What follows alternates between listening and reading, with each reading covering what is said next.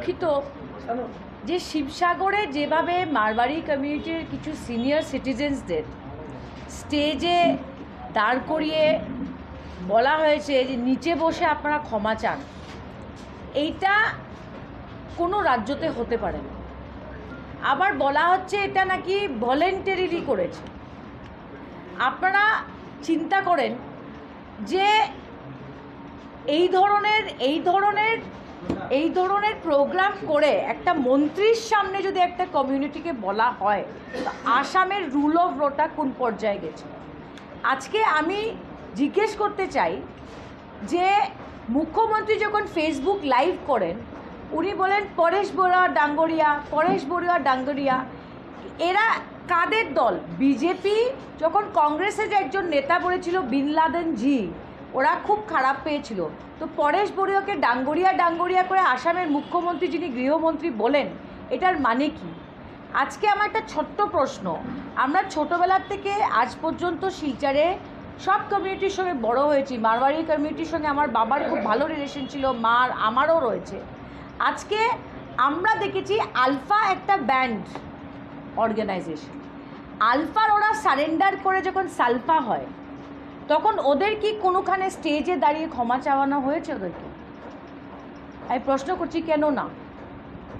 যদি মনে হয় যেটা ঠিক যে কমিউনিটির একজন দোষ করলো সমস্ত কমিউনিটিকে ক্ষমা চাইতে হবে, তবে আমার প্রশ্ন থাকলো ওদের কাছে যারা এই প্রোগ্রামটা করেছেন একটা মন্ত্রীকে সামনে রেখে, যে আলফা 4,500 মানুষটা কত মানুষ যাদের হত্যা হয়েছে, এটা অমিত শাহ বলেছেন, ওদেরকে কি কোনোখানে ক্ষমা চাইতে হয়েছে সালফা হওয়ার পরে? হয়েছে নাকি? আর হেমন্ত বিশ্ব শর্মা টিভিতে পরেশ বড়ুয়া ডাঙ্গরিয়া মানে কি? মানে বিন লাদেন জির মতোই হলো। বরাক ভ্যালিতে উনি অনেক কিছুই বলেছেন, অনেক ঘোষণা করে গেছেন। যে কোনো একজন সাংবাদিক বন্ধু দেখলাম যে ওই দিন শিলচর পৌরসভাকে নিয়ে একটা প্রশ্ন করেছে যে পৌরসভার ইলেকশন শিলচরে হচ্ছে না কেন। তখন উনি ঘুরে বলেছেন এটার মধ্যে স্টে আছে, শিলচরের যদি কেউ কোর্টে গিয়ে একটা অ্যাপিল করে, তবে PIL বা কি কিছু একটা করে, এটা আমার কোনো প্রবলেম নেই। এই কথাটার মধ্যে মাল্টিপল মিসরিপ্রেজেন্টেশন আছে, শুধু একটা রিপ্রেজেন্টেশন না, এটার মধ্যে কয়েকটা মিসরিপ্রেজেন্টেশন, ভুল তথ্য আছে। এখন আমি বলে দিই কেন।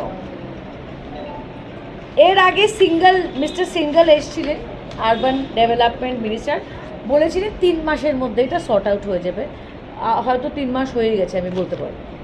তো আসামের মুখ্যমন্ত্রী এবং আরবান ডেভেলপমেন্ট মিনিস্টারকে বলছি যে আপনারা শিলচর বোর্ডের ইলেকশন করছেন না কেন?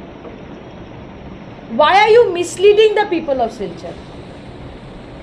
এটা পুরোপুরি শিলচরের মানুষকে মিসলিড করা হচ্ছে যে আজকে পৌরসভাতে একটা ইলেক্টেড বডি নাই, কারণ হাইকোর্টের স্টে আছে। স্টেটা কর্পোরেশনের নোটিফিকেশনকে করা হয়েছে, there is no stay on Silchar board. মুখ্যমন্ত্রী চাইলে আজকে বোর্ডের ইলেকশন করাতে পারে। So I am very disappointed যে উনি এইভাবে পাশ কাটিয়ে চলে গিয়ে পৌরসভা যেভাবে চলছে, it is like a syndicate. পৌরসভা একটা সিন্ডিকেটের মতো চলছে। এত বড় জনমত নিয়ে যে মুখ্যমন্ত্রী এসছে, শিলচর থেকে 50,000 60,000 ভোটে যিনি জিতে একজন MP MLA আজকে বিধানসভার লোকসভাতে যাচ্ছে, শিলচর পৌরসভার প্রতি এই ধরনের স্টেপ ফাদারলি ট্রিটমেন্ট কেন? আর এটার মধ্যে এত বড় একটা মিসলিডিং স্টেটমেন্ট একজন মুখ্যমন্ত্রী দিবেন, সেটা দেখে আমি আশ্চর্য হয়ে গেলাম। The problem is solved. So আমি একজন জনপ্রতিনিধি হিসেবে দলের ঊর্ধ্বে উঠে আপনাদের কাছে অনুরোধ করছি যে প্লিজ হাইলাইট যে 21 লাখের মধ্যে শুধু 9 লাখের কেন রিলিজ করা হলো, আর যারা NRCর মধ্যে নাই, আধার কার্ড দিয়ে নাগরিকত্ব হয় না, আধার কার্ড সিটিজেনশিপের প্রমাণ না, তবে কেন যারা NRCর বাইরে আছে তাদেরকে বায়োমেট্রিক্স দেওয়া হচ্ছে না কেন? একটা আর্গুমেন্ট থাকতে পারে, আমি বলে দিচ্ছি, অংশ শুনে নাও। ওরা বলতে পারে যারা 182 ডেজ থাকে, লন্ডন আমেরিকা থেকে আসে, ওরা তো ভিসা নিয়ে আসে, ঠিক আছে, ভিসা নিয়ে আসে, they are not illegal migrants.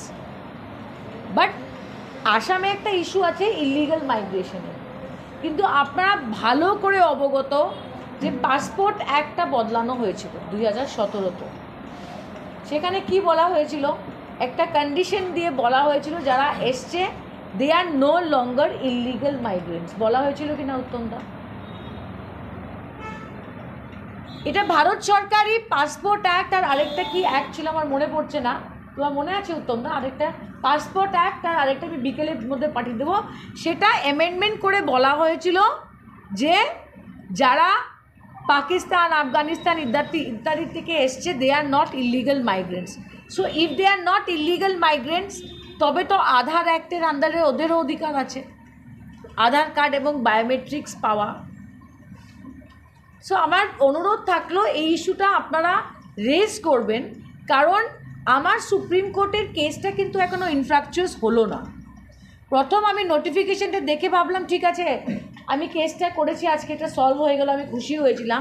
But 21 lakh আর 9 লাখের মধ্যে অনেক তফাৎ আছে, 11 লক্ষর তফাৎ আছে, সেটা নিয়ে আমি সুপ্রিম কোর্টে কেস চালিয়ে যাব।